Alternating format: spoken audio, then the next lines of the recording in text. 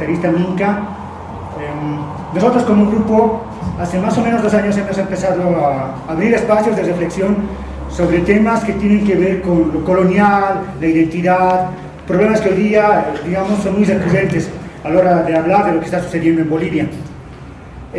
Hemos hecho un sinnúmero de actividades, charlas con diferentes personalidades de la intelectualidad aymara, y enterados de que don Huáscar Ari Chachaki iba a estar aquí, no podíamos perder la oportunidad de tenerlo presente, menos aún de que nos pueda hablar un poco sobre su percepción de lo que sería el tema que hoy les hemos planteado, la nación aymara en el siglo XXI.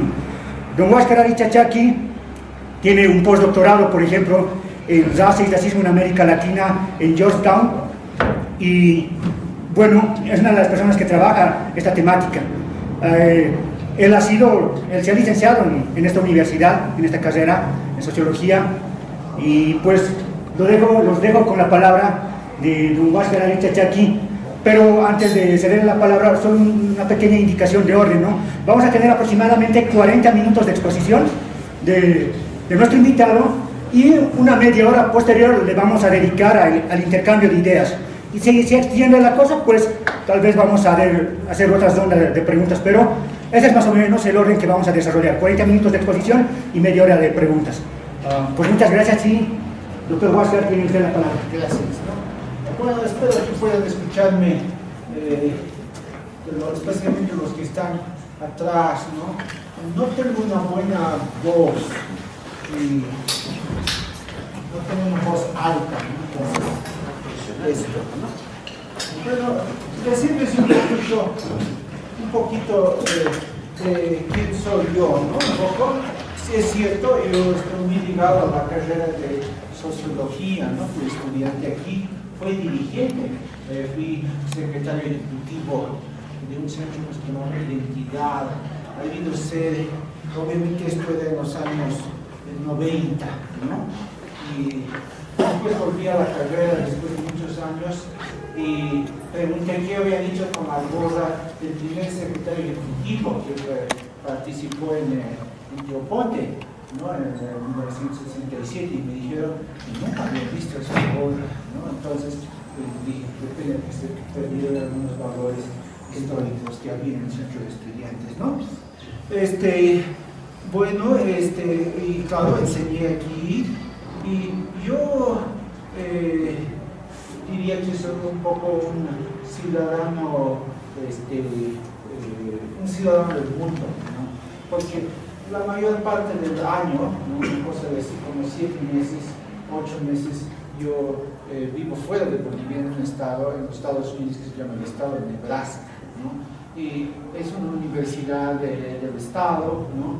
Y ahí enseño historia, ¿no? Historia latinoamericana, historia mundial, ¿no? No enseño, me hubiera gustado enseñar aymara, o me hubiera gustado enseñar algo de la historia aymara, un poco siempre va, ¿no? Pero lo más cercano que enseño es historia del Brasil, ¿no? Es para darles una idea, ¿no? Enseño clases de historia mundial, historia latinoamericana a nivel de licenciatura, pero también enseño clases a nivel de maestría y doctorado que tenemos ahí, ¿no? Entonces, estoy cerca de mi titularización, como si va todo bien. Es muy difícil titularizar en Bolivia y en cualquier parte del mundo, y también mucho más en los Estados Unidos, ¿no? Y el resto del tiempo, ¿no? Como unos 3-4 meses al año, estoy generalmente en Bolivia, ¿no?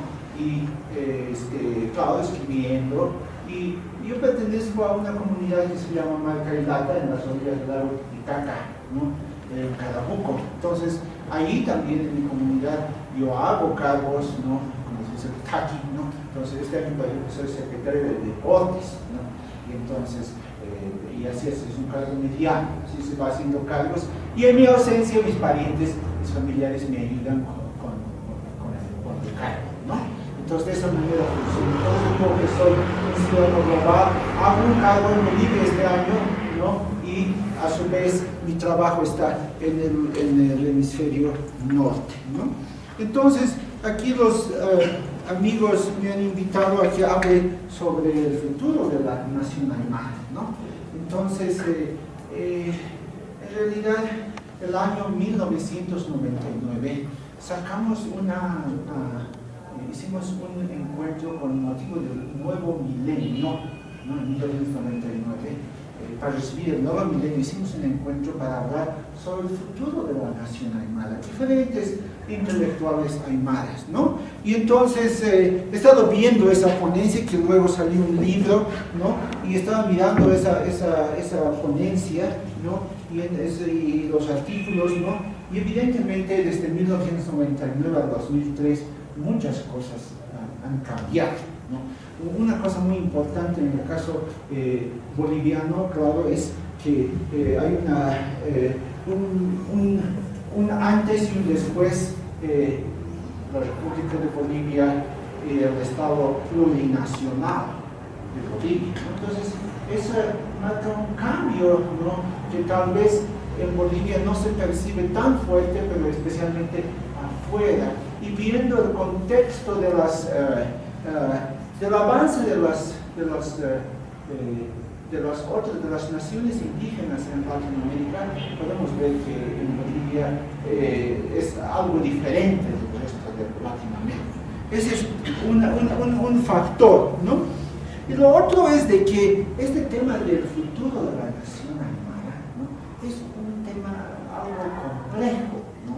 Es un tema algo complejo porque primero sobre el término nación, ¿no? Generalmente se usa para nación-estado. La nación aymara o la nación-estado obviamente ya existe, ¿no? En este momento. Más se puede hablar en un sentido como una nación étnica, ¿no? Entonces, en ese sentido, sí se puede hablar de la nación aymara y hasta cierto punto, ¿no? Especialmente si hablamos en aymara, tenemos el término aymara aymara, por ejemplo, ¿no? Y entonces parece obvio que cuando se habla en aymara, ¿no? Y se practica la religión aymara, parece obvio, ¿no? Que sí existe la nación aymara, ¿no? Pero esa percepción puede ser relativa, ¿no? Porque para muchos esto puede ser más una idea que existe más en un estado emocional, en el campo de las emociones, ¿no? En el momento, ¿no? Entonces, en ese sentido vendría eso sería complejo, ¿no? Y eso sería desde un sentido también presentista, ¿no? Pero si analizamos desde una perspectiva histórica, ¿no? De siglos, se puede ver que sí la nación aymara ha existido en muchos momentos, o también se dice naciones aymaras, ¿no? Como siempre, en el sentido histórico, ¿no? O también muchas veces se habla del mundo aymara para mostrar esa diversidad, ¿no?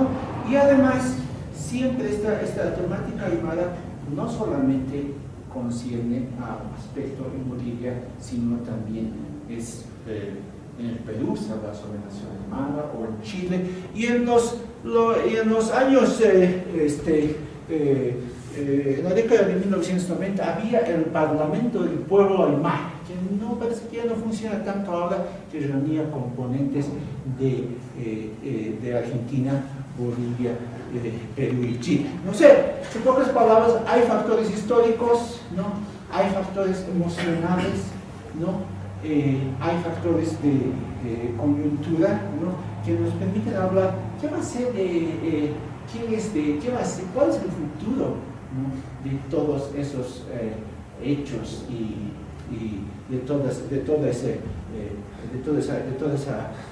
colectividad aymara, ¿no? Y también ahí viene el tema de identidad, ¿no? Que no siempre es lo mismo que nación, ¿no? Entonces, ¿cuáles son algunos factores básicos, ¿no? En términos a lo que es la construcción de la nación aymara, ¿no? Quisiera enumerar al menos 4 factores, ¿no? Algunos son los factores internos, otros son los factores nacionales, otros son los factores coyunturales y también factores globales o internacionales, ¿no? Entre los factores internos, ¿no? En el mundo Aymara, ¿no? Hay algunas temáticas que necesitan recibir, si ustedes quieren, su, diríamos, algo así como su revolución francesa, ¿no? o una profunda transformación, ¿no? Un tema de que se necesita trabajar en esa área, ¿no? Que ya lo había mencionado en ese trabajo de 1999, pero que todavía veo que es importante, es el tema del patriarcalismo, ¿no? Si consideramos, por ejemplo, las instituciones aymaras, ¿no? Sean los sindicatos, AILUS, y el activismo aymara en sí, es bastante dominado, ¿no? Por ideas patriarcales, ¿no? Entonces, en esta parte, ¿no? Una manera de renovarse, ¿no? Sería por ejemplo, se habla de Marcus, cuando se habla de la reconstrucción de Ayllus, ¿no? Generalmente es el Marcus el que tiene el mayor, o el Hilakata el que tiene mayor trascendencia, ¿no? Y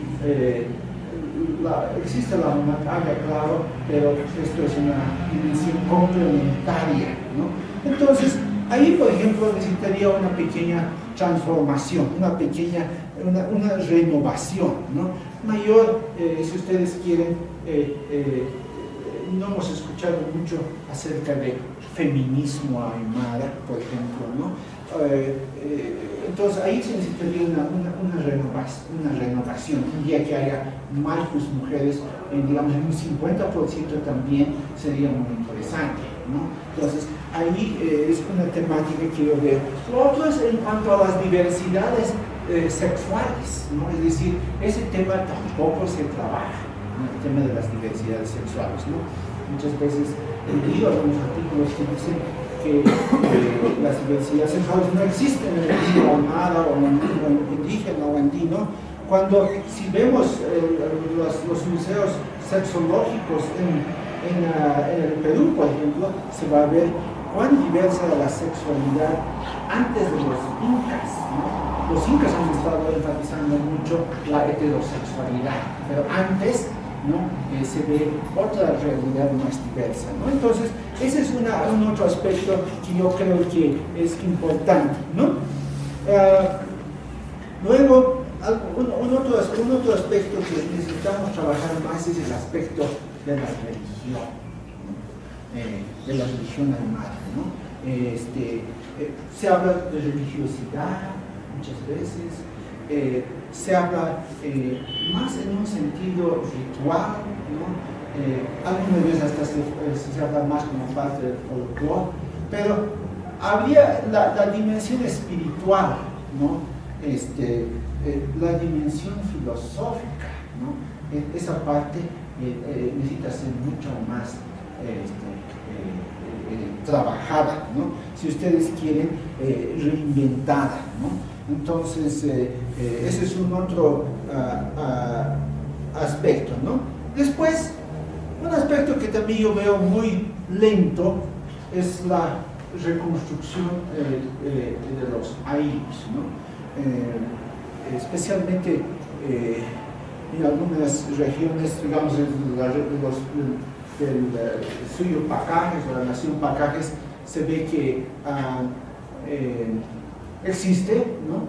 Pero no tiene una real fuerza como tiene la Federación de Campesinos de la provincia de Pacajes, por ejemplo, ¿no? Tiene un poder parcial, ¿no? Y en el caso de Omasius es mucho más pequeño. En algunas regiones sí es grande, especialmente en el norte de Potosí, ¿no? Pero ese aspecto, la reconstrucción de Ayllus, con todas las oportunidades que da el convenio 169, no se ve que se está realmente avanzando, ¿no? Luego, diría también sobre la idea de consenso, en las comunidades, ¿no? Sea en sindicatos, sea en AYU, es bien importante el consenso, ¿no? Pero también sería muy importante trabajar el derecho a la disidencia, ¿no? El saber vivir en diversidad, ¿no? Que se tolere opiniones minoritarias, el derecho a la disidencia. Ese es un aspecto que no se trabaja también, ¿no? Que sería necesario trabajar. Si ustedes quieren, hay muchos aspectos del mundo aymara, ¿no? Que necesitan renovarse, ¿no? Mi humilde perspectiva, ¿no? Que necesitan renovarse, que necesitan reverdecer a las circunstancias actuales del siglo XXI, ¿no? Esa es una dimensión. Luego viene el segundo factor que mencioné, que eran los aspectos nacionales, ¿no? El factor nacional, en este caso relacionado con la formación social boliviana, ¿no? Relacionado con la historia de Bolivia, ¿no?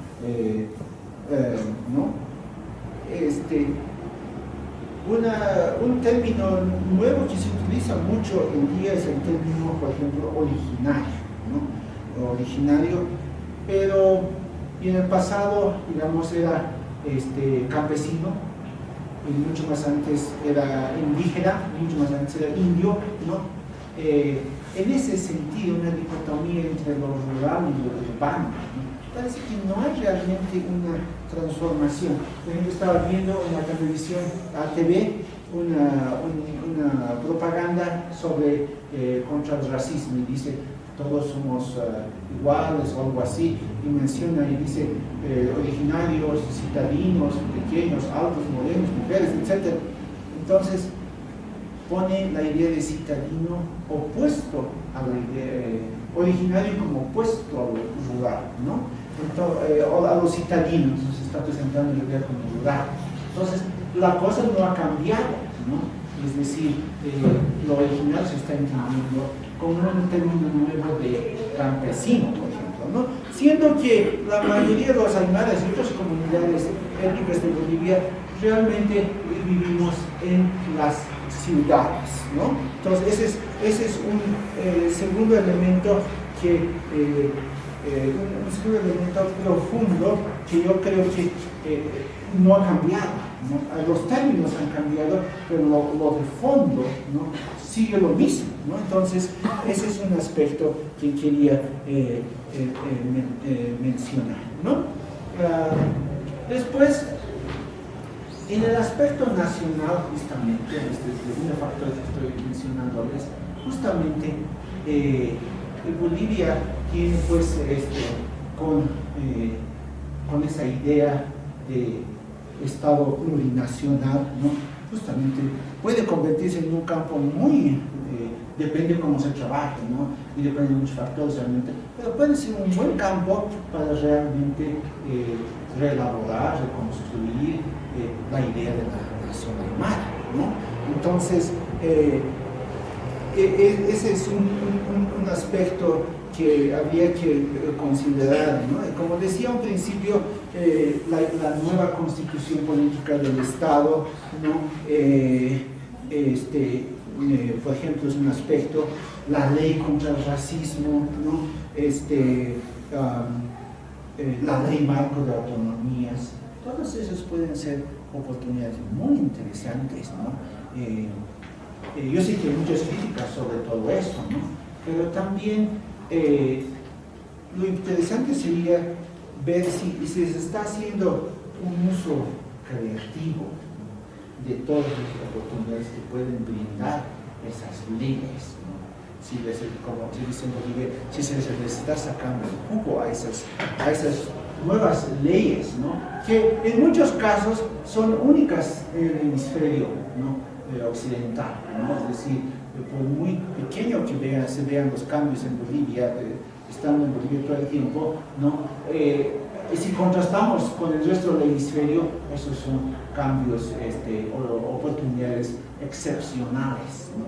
Entonces, eso dependería cómo se lo ve. Y por eso yo quería tocar este punto, porque tal vez no se está trabajando lo suficientemente en forma creativa para aprovechar esas oportunidades, ¿no? Después, haciendo siempre una comparación con ese trabajo que hicimos en 1999 sobre el futuro de la nación armada, cómo es en el 2013, ¿no? Un aspecto que en ese entonces habíamos mencionado son las ideas de políticas preferenciales, cuotas, y eso se ha trabajado en Bolivia en términos de representación, especialmente en el área de la participación de la mujer, ¿no? Eso se ha trabajado bastante, ¿no? Hay también en la situación de Bolivia, al menos en términos formales, se ve extraordinario, ¿no? Pero, por ejemplo, hay una ley que en alguna parte está durmiendo en el Parlamento sobre las lenguas, ¿no? Se llaman lenguas originarias, ¿no?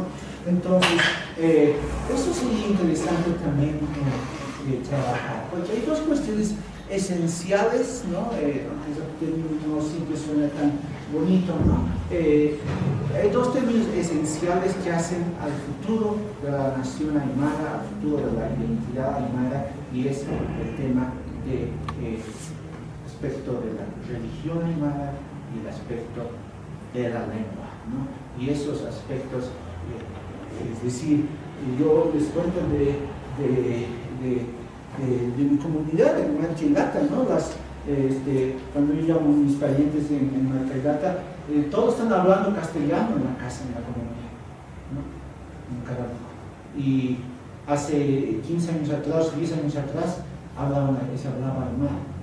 Entonces se ve que la castellanización se ha profundizado a medida de que la integración ha funcionado mucho más en Bolivia.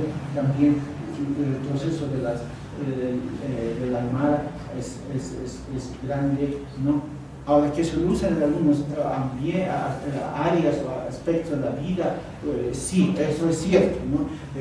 En las reuniones de sindicato o del algo sí se lo utiliza, pero las nuevas generaciones tienden a usar menos, ¿no? Y es un aspecto que hay que trabajar bastante, es usar más la lengua aymara. Yo, por ejemplo, en el futuro quisiera decir, bueno, si tengo alguna charla que quisiera dar solamente en aymara, y si algún beneficio yo saco una charla es poder hacer eso, ¿no? Ese aspecto, ¿no? Y el aspecto religioso que había mencionado,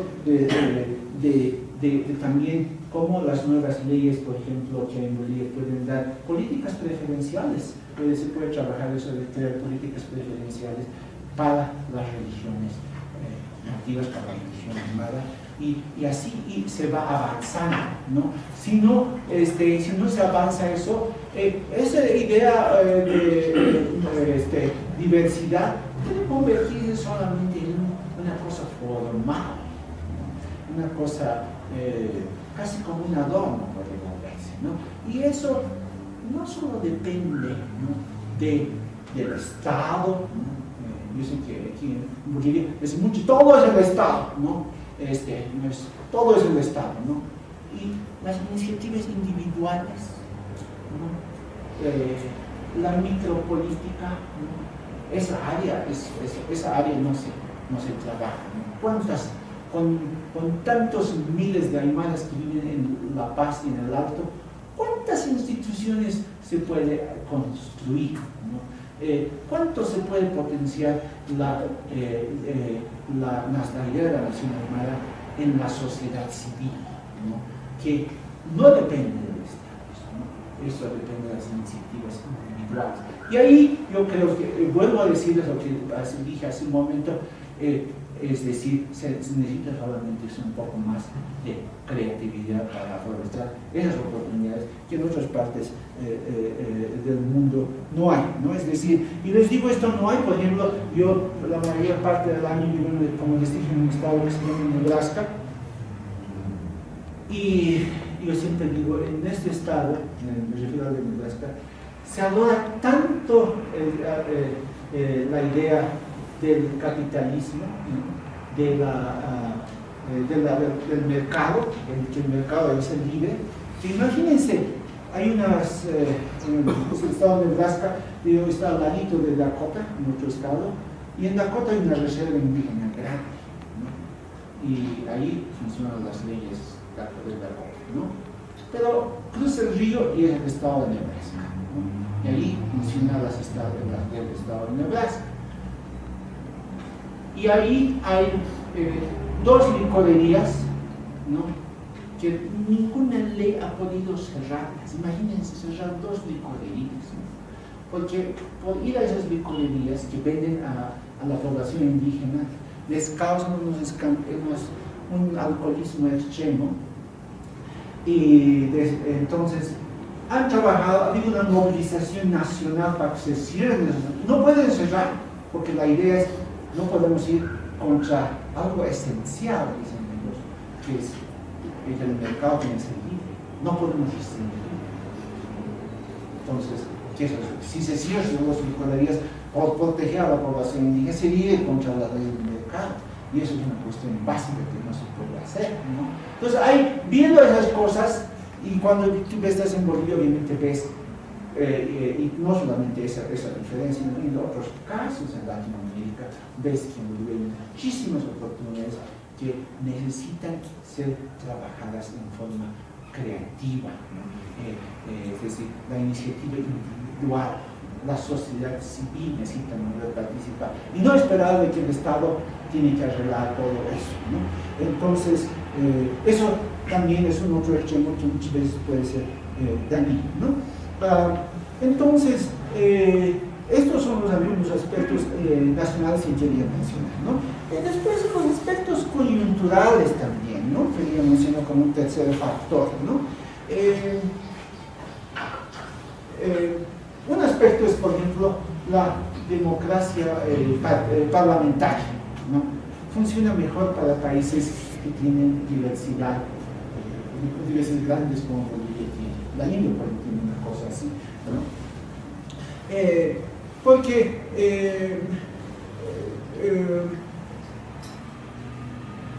los caudillismos pueden ser un problema, ¿no? Es decir, los caudillismos pueden ser un problema también cuando hay una diversidad étnica grande, y eso es un factor político, ¿no? Entonces, una cosa importante que ya habían mencionado en este trabajo que hicimos en 1999 es la democracia parlamentaria, ¿no?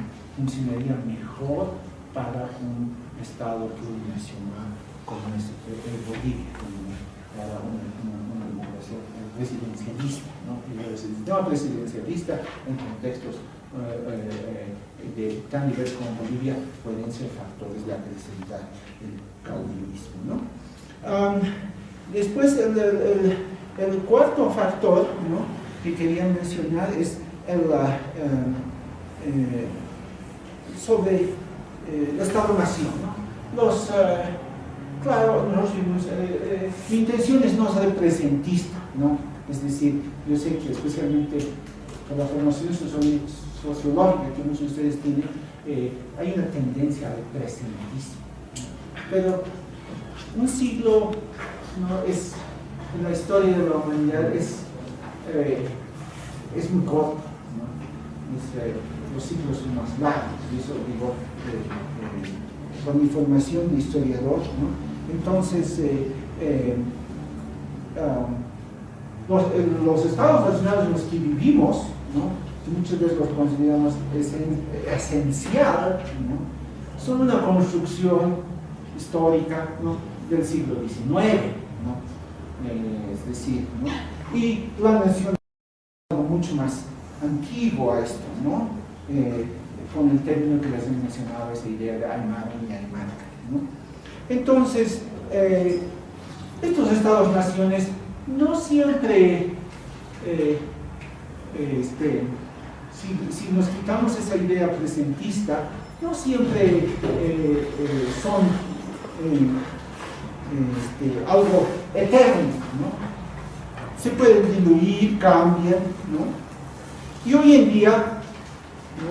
Vemos de que en Europa, por ejemplo, con la Unión Europea, los estados tienen a diluirse, ¿no?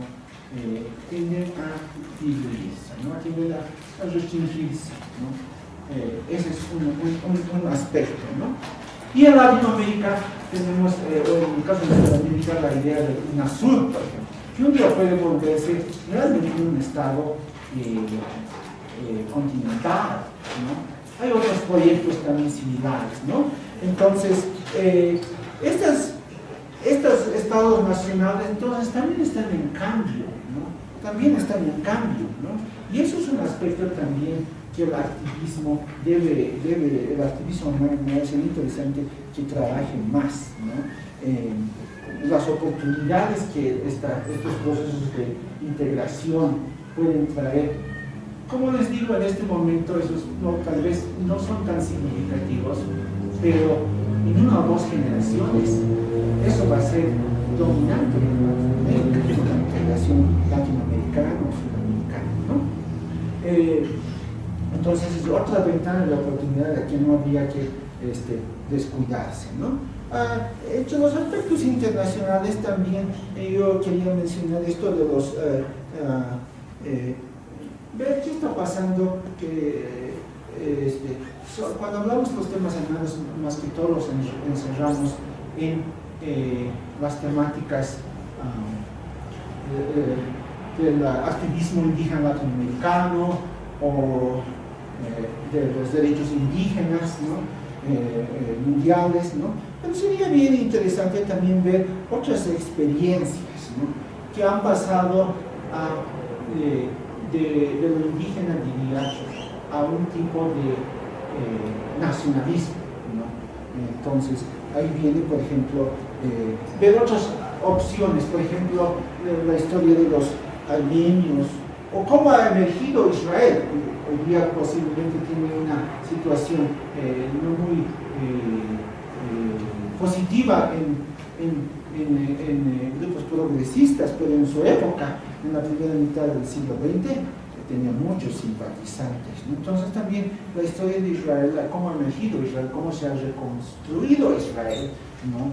Sería interesante ver. Y otra vez, cuando menciono esta idea del nacionalismo, ¿no? Ese debe ser un nacionalismo para todos también, ¿no? Porque los nacionalismos tienen ese riesgo de ser excluyentes, ¿no? Y obviamente para el siglo XXI eso sería un retroceso, ¿no? Entonces deben ser lo más incluyentes posible. Cuando se habla de nación aymara, de Aymara, ¿no? O naciones aymaras, siempre hay que hablar y de sus aliados, porque hay muchísimos simpatizantes, ¿no?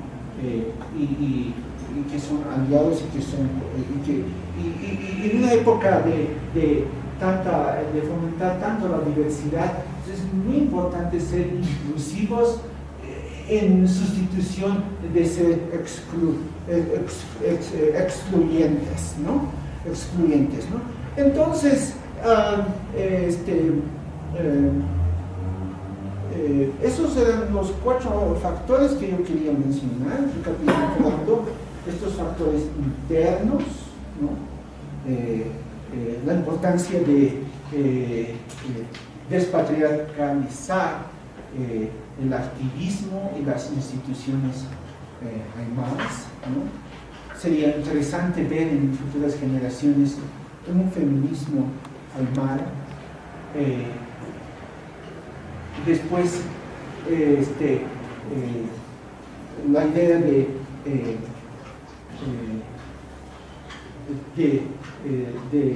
las diversidades sexuales, ¿no? en el mundo aymara, ¿no? Y la idea de renovar, ¿no? Los ayllus y sindicatos y el activismo en la ciudad, en las ciudades, ¿no? El relaborar, ¿no? El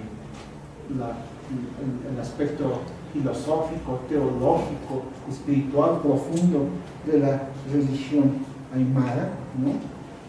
Son algunos aspectos internos que habría que trabajar.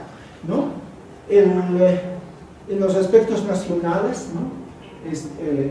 Esta idea de que de romper esa dicotomía que tiene herencia colonial, ¿no? Urbano-rural, como hoy en día se traduce citadino versus originario, ¿no? Cuando la mayoría de los originarios estamos en las ciudades, ¿no? Entonces, ese es un aspecto clave, ¿no? Luego, trabajar por políticas preferenciales para la lengua y la religión aymara y otras colectividades originarias, ¿no?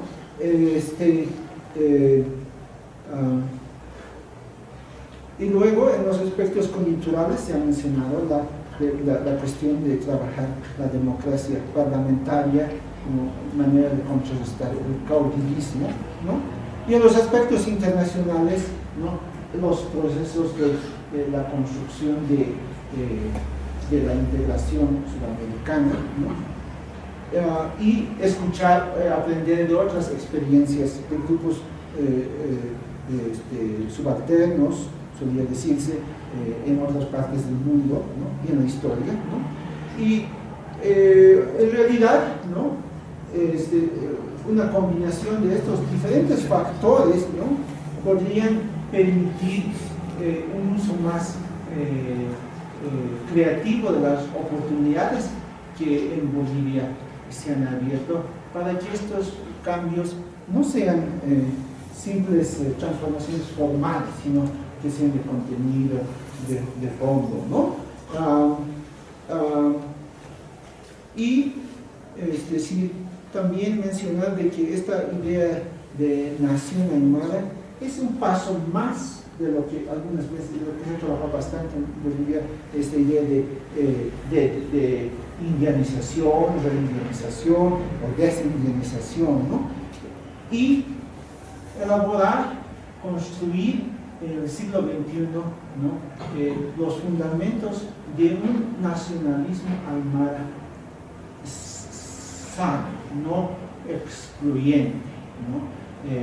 Un nacionalismo para todos. Creo que sí, es muy importante para que la nación aymara viva en el siglo XXI y más adelante, es decir, moverse y de la idea indígena a un tipo de ese tipo de nacionalismo, que no debe ser un nacionalismo viejo, excluyente, que ha tenido varias etapas, como la etapa de la Segunda Guerra Mundial en la historia mundial, ¿no? Entonces, otro tipo de nacionalismo, ¿no? Entonces, esas eran algunas pequeñas ideas, reflexiones que yo quería mencionar cuando el grupo tan amablemente me invitó para dar un tema y me dijeron, hable de la reconstrucción de la nación aymara. Entonces, por eso revisé mis notas de 1999 y entonces las adecué y vi a las situaciones del momento, ¿no? Eso sería todo y ahora vendrán sus preguntas. Gracias. Sí, vamos así.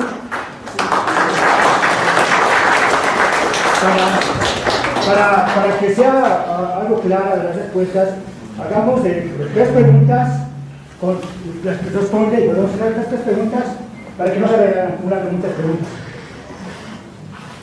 Sí, Huáscar, yo quería preguntarte, ¿por qué le aplicas una idea básicamente occidental del siglo XIX, que además es el siglo de la expansión colonial europea en África, etc.? ¿Por qué aplicas esa idea a la potencialidad futura del pueblo aymara? ¿Por qué la encasillas en esa camisa de fuerza? Dado que la nación, en sus formas más desagregadas, no deja de tener elementos territorializadores, autoritarios y guerreros. La guerra de los Balcanes es la prueba viva de que, aunque sean chiquitas, las naciones se pueden hacer mucho daño entre sí, ¿no es cierto? Entonces a mí no me parece un horizonte, digamos, salvo que se lo reformule por completo, y no estoy muy segura de haber escuchado elementos de una reformulación de esa naturaleza. Y la otra, que hablas de la religión, Pero hay una naturaleza también de la religión andina que es muy vinculada a la producción, muy vinculada a un diálogo con la Pacha que permita tener los productos, ¿no es cierto? Y que eso luego se ha transformado en un diálogo con las fuerzas y las energías del dinero que permiten también multiplicar, digamos, el dinero a través de rituales. Es decir, me preocupa que en tu propuesta no haya ningún contenido relativo al tema de las formas productivas y de la noción de comunidad como una posibilidad también de ser, que no es ni capitalista ni socialista, sino que tiene esta base de autosubsistencia y de autosuficiencia más que autosubsistencia, ¿no? El ideal de autosuficiencia que obviamente puede estar vinculado al intercambio, pero no hay esa base material, ¿no es cierto?, sino solamente una lectura más como filosofía, pero la religión aymara es muy práctica, es una práctica vinculada a generar tensiones y comunicaciones con la naturaleza, con los elementos no humanos. Esas dos inquietudes tenía. ¿Otras preguntas? Vamos por esto y luego. Sí,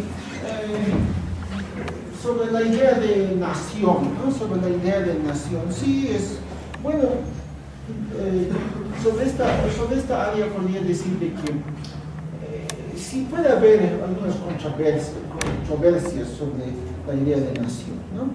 Pero si pensamos, por ejemplo, el caso de ¿qué sería de la identidad judía si no hubiera existido el Estado de Israel? La identidad judía hubiera sido tan fuerte hoy en día si no existiera Israel.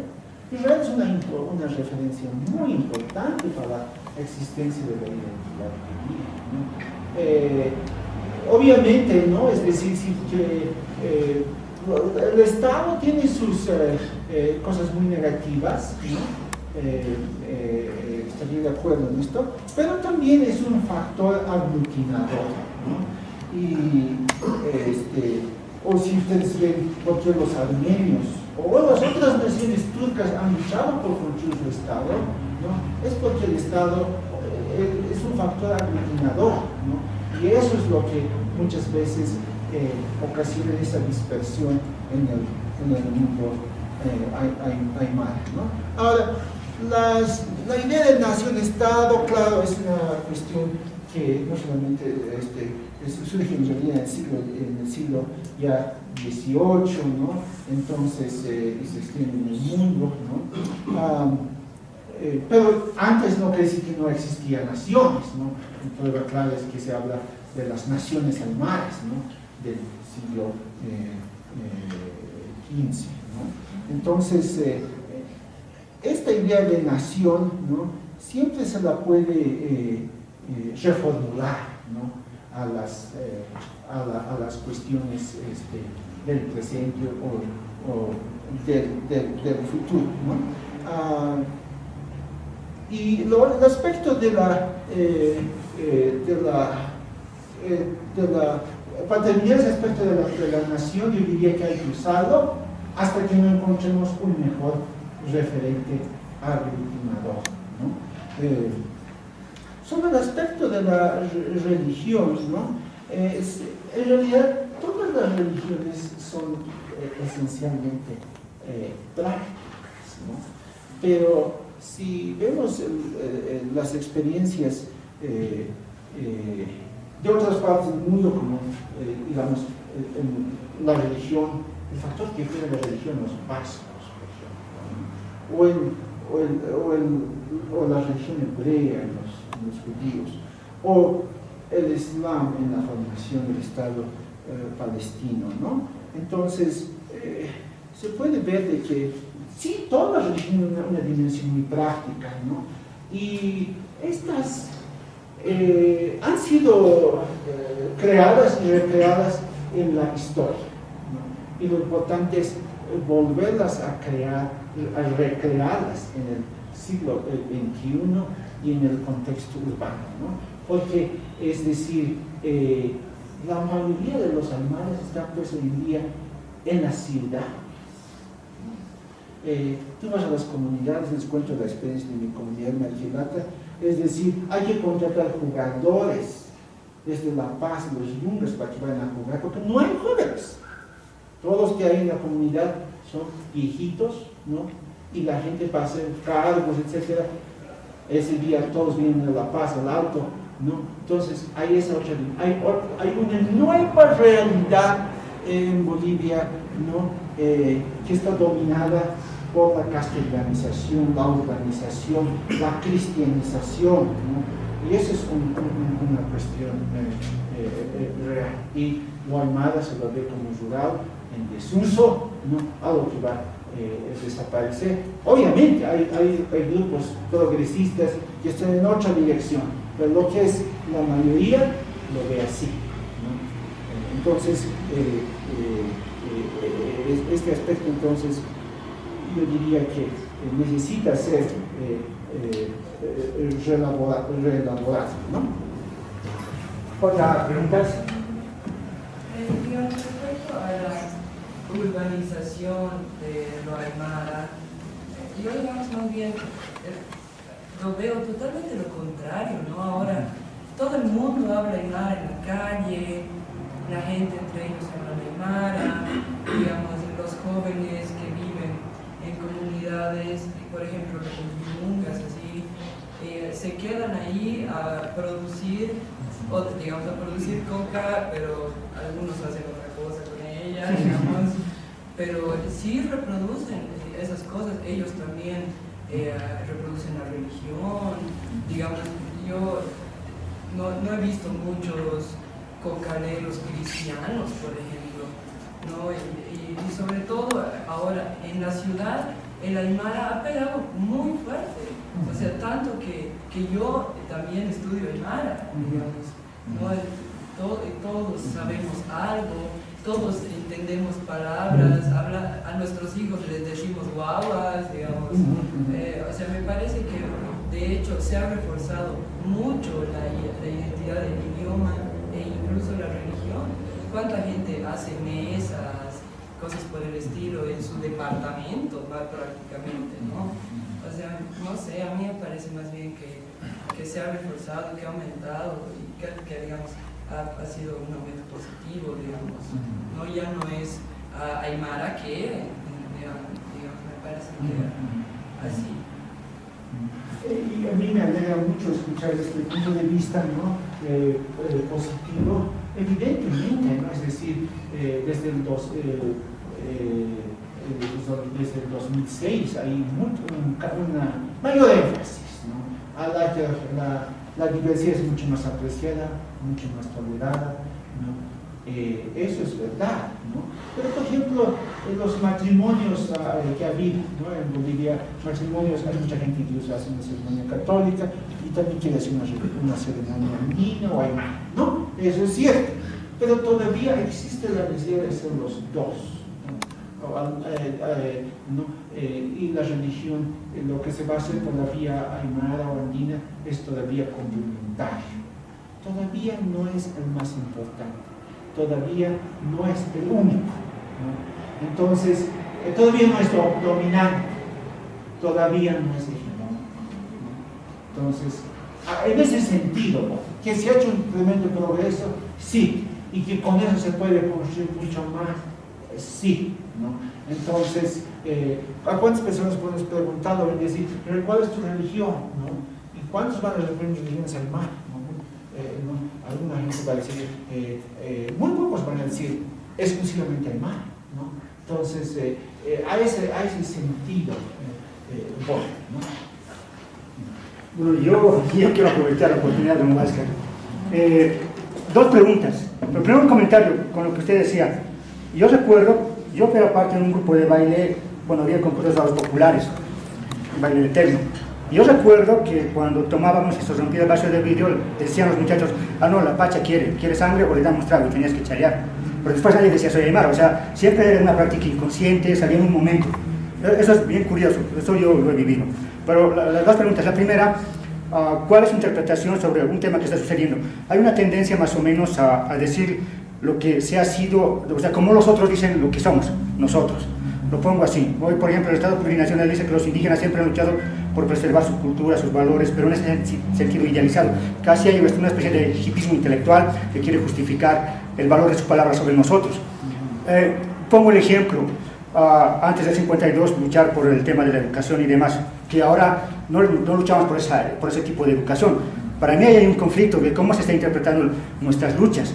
Como que, desde la experiencia que tenemos nosotros, lo que hemos estudiado movimientos indianistas cataristas de manera muy general, no encontramos muchas de estas referencias que hoy están muy en boga. Se presentan libros, hay especialistas en el tema, que curiosamente nunca es el libro especialista. Es bien gracioso. Ese tema, ¿cómo lo ve usted desde allá? Unas veces que se viene acá, por una parte. Y por otra parte hay unas, digamos, ya polémicas internas, yo diría dos corrientes diferenciadas, una más o menos, podríamos encarar con Fernando Toja, la idea de la articulación de las lógicas del capital con las lógicas del aire, que se ven los comerciantes, se hacen y demás, y acumulan el capital. O sea, no es nada anticapitalista lo aymara ahí. Puede decir que hay un capitalismo con valores aymaras, pero una perspectiva totalmente liberal. Hay otra corriente más, puedo dar el nombre, Pedro Portugal, que es más de una idea de que no tiene que ser tan liberal, sino un rol protagónico del Estado, parece ser su modelo más chino, el modelo chino. ¿No? Una preponderancia fuerte del Estado, pero que tenga una vinculación hacia el mercado si antes se construye una base sólida de producción. Y esto ya haría un proyecto hacia adelante, ¿no? ¿Cómo ve usted ese tipo de interpretaciones? ¿O tal vez tiene usted una diferencia con respecto a ellos? ¿O simplemente se basa en un diagnóstico que deja varios elementos fuera? Bueno, no te he entendido muy bien. ¿Estás hablando de un modelo chino? Sí, lo pongo así. La corriente más o menos que Pedro Portugal y un grupo representa, tienen más o menos esa idea de que si vamos a salir a dominar, vamos a dejar de ser las víctimas. Tenemos que ir por una idea más, un modelo chino, un Estado fuerte que se haga cargo de la producción, que tenga una estructura jerárquica bien sólida, donde el Estado tiene un rol bien preponderante. Una interpretación más o menos lo estoy dando al lado del indianismo que se presentaría Pedro Portugal.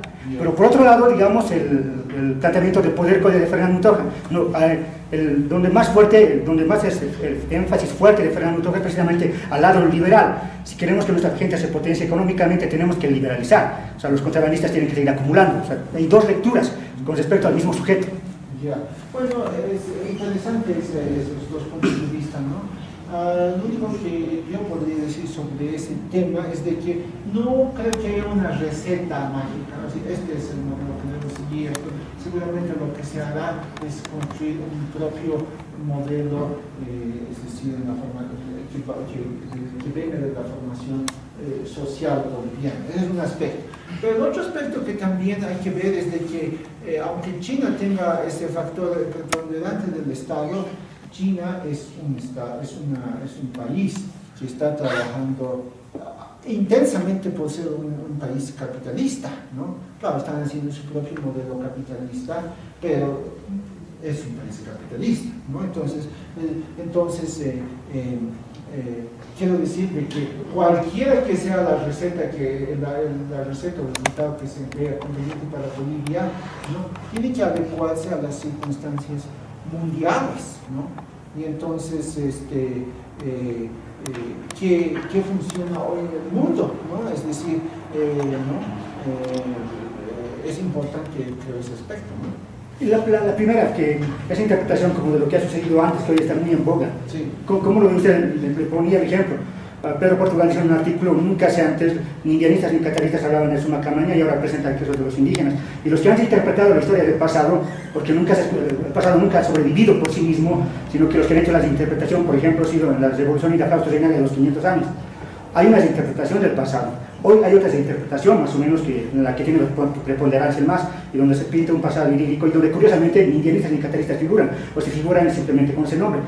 Hay una forma en que nos están presentando el pasado, donde por una parte se justifica el proyecto de lo que hoy estamos viendo, pero se deja de lado estos protagonistas que han construido muchos de los discursos que están hoy de moda, pero a la vez sobre esos discursos se ha vuelto a trabajar y se han presentado otras cosas, como el Suma Camaña, que no tiene, mi padre nunca habló de eso, mis abuelos nunca han hablado de eso, sin embargo se lo presenta como aymara. Yo no digo que sea mal, porque un pueblo que está vivo se interpreta su cultura. La huipala no es milenaria, la creo Germán Choquehuanca, pero por eso te muestra que un pueblo está vivo, se reinterpreta.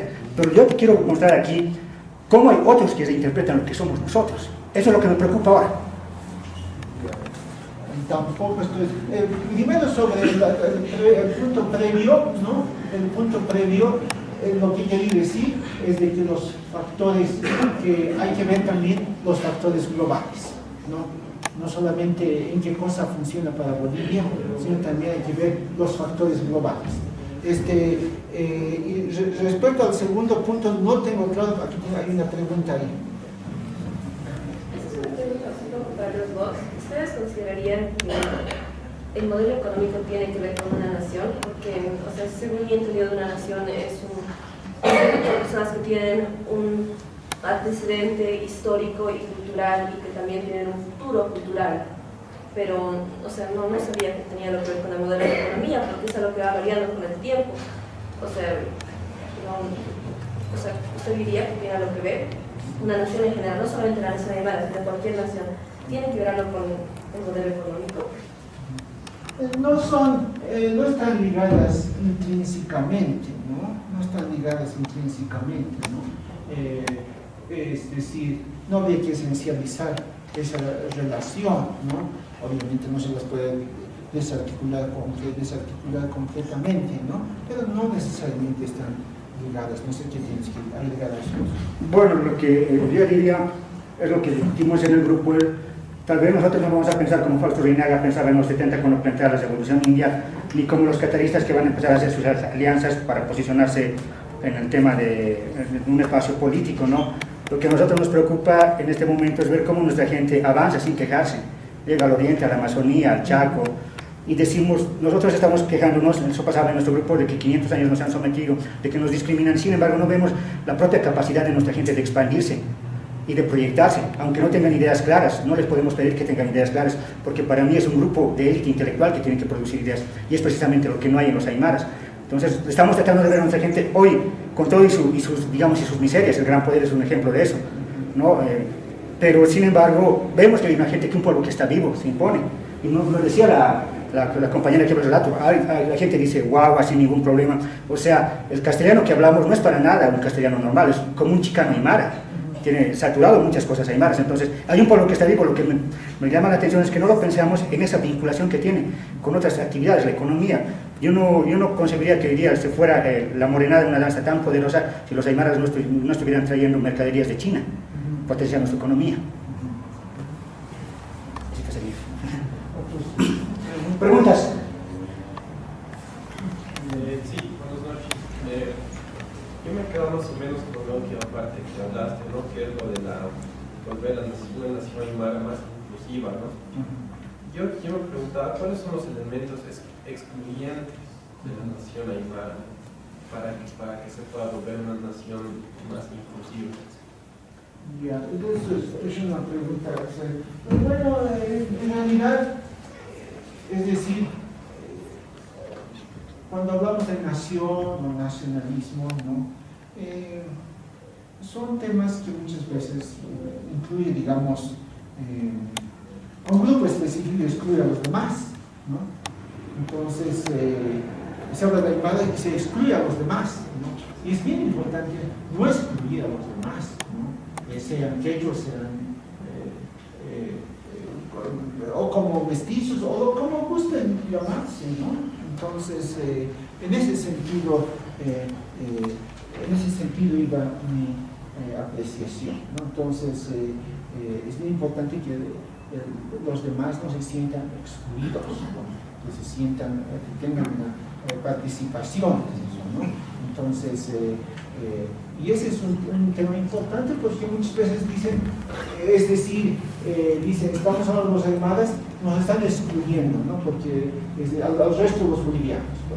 Y es bien importante que todos se sientan incorporados en ese sentido, ¿no? O sea que la nación aymara tendría el mismo mapa que la nación boliviana. Bueno, esto de los mapas es interesante, ¿no? Es decir, yo no puedo hacer predicciones de esa índole, ¿no? Tampoco se puede, por ejemplo, el modelo de los turcos. Hay varias naciones turcas, ¿no? La principal es Turquía, pero hay otras naciones turcas, una comunidad de naciones turcas ¿no? Que no son muy conocidas del resto de las otras naciones, ¿no?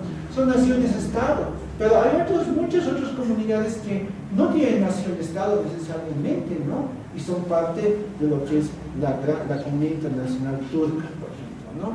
O por ejemplo, en el caso de los hebreos y judíos, ¿no? La mayoría de ellos viven fuera de Israel, y Israel solamente es un punto referencial, ¿no? Entonces, si he usado este término de naciones porque no encuentro una mejor dimensión, porque las identidades son generalmente pasajeras, es decir, las naciones duran un poquito más que las identidades. Por esa razón las he usado. Por eso he dicho qué es el siguiente paso después de las identidades, o cuál es el siguiente paso después de hablar de naciones indígenas, ¿no? ¿Cuál es el siguiente paso después? ¿Qué hay más allá de eso? ¿No? Por eso me hablaba de la idea de nación o nacionalismo, ¿no? En ese sentido.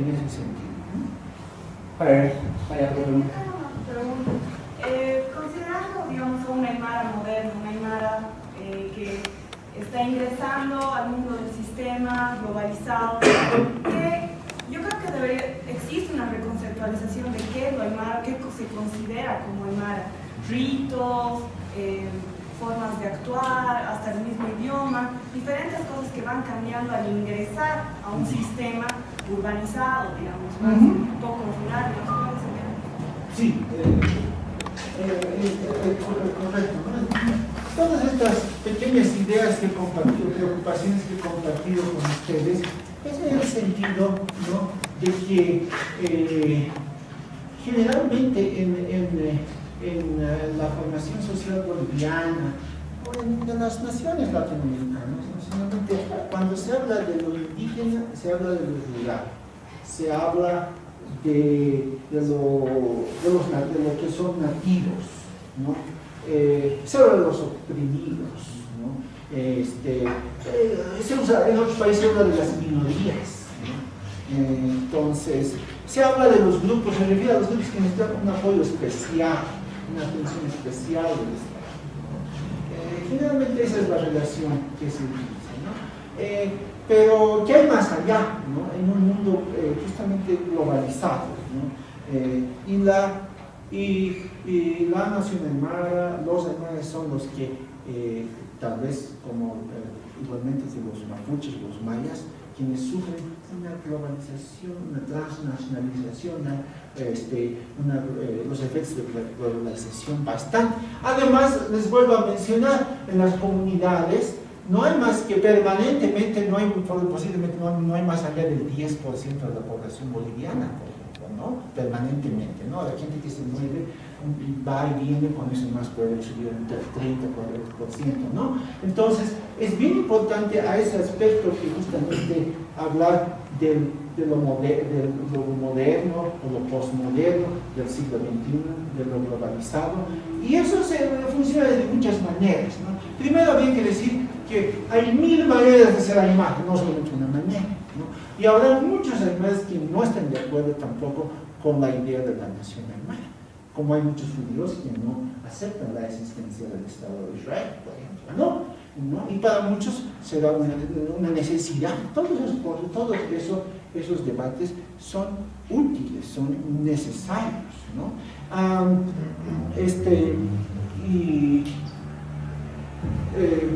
Yo he mencionado en mi pequeña charlita el aspecto de la religión, el aspecto de la lengua, pero muchas veces también el aspecto de la autodefinición, ¿no?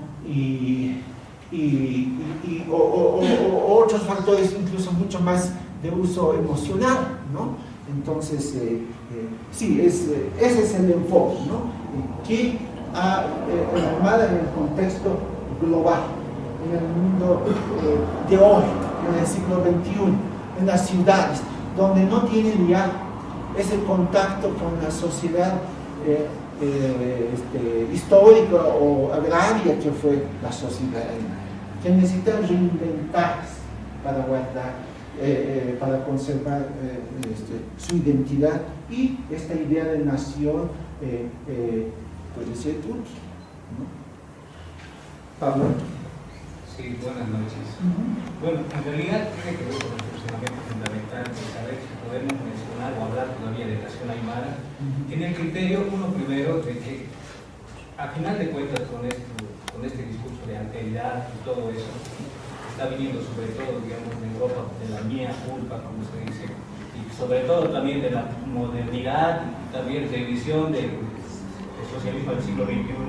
Se especula, digamos, sobre que lo aymara en realidad termina siendo tan heterogéneo que al final ya no es nación.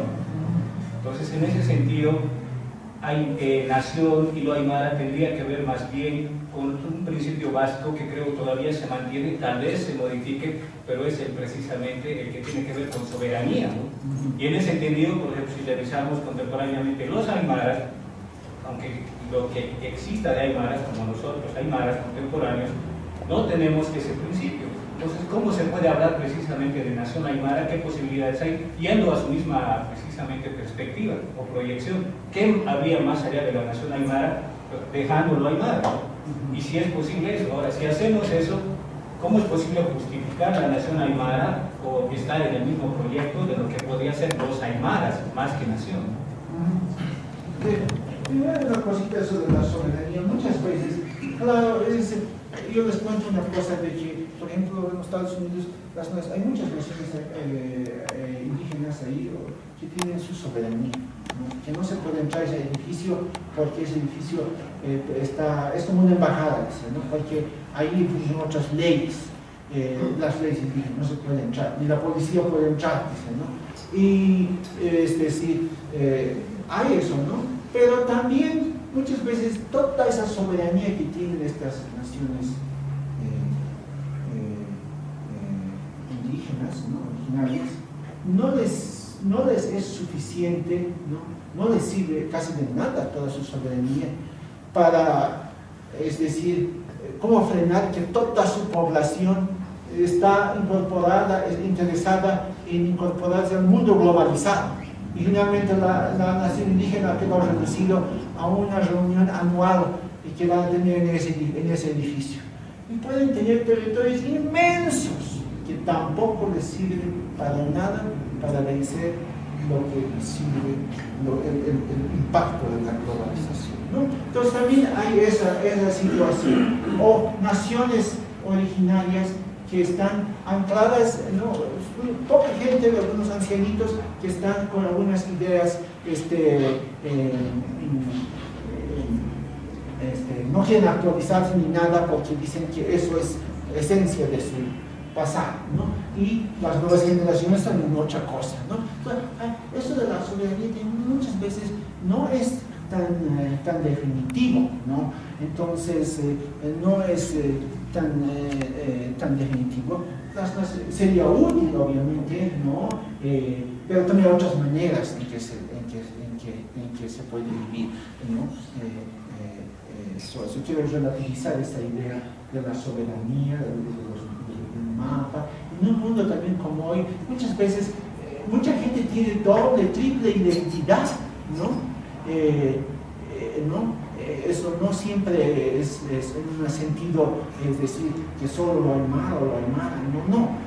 Pero mi preocupación es cómo se puede retroalimentar lo aymara en estas nuevas circunstancias del mundo global boliviano para el siglo XXI, para el siglo XXII, ¿no? Y que las políticas actuales que hay en Bolivia, cómo pueden servir para pensar en grande, ¿no? Yo creo que es medio complicado eso de la nación aymara, en el sentido de que es algo, yo lo entiendo algo un poco más metafórico, ¿no? Porque te está hablando, yo entiendo algo más como lo aymara, es decir, ciertos, ¿cómo lo puedo llamar?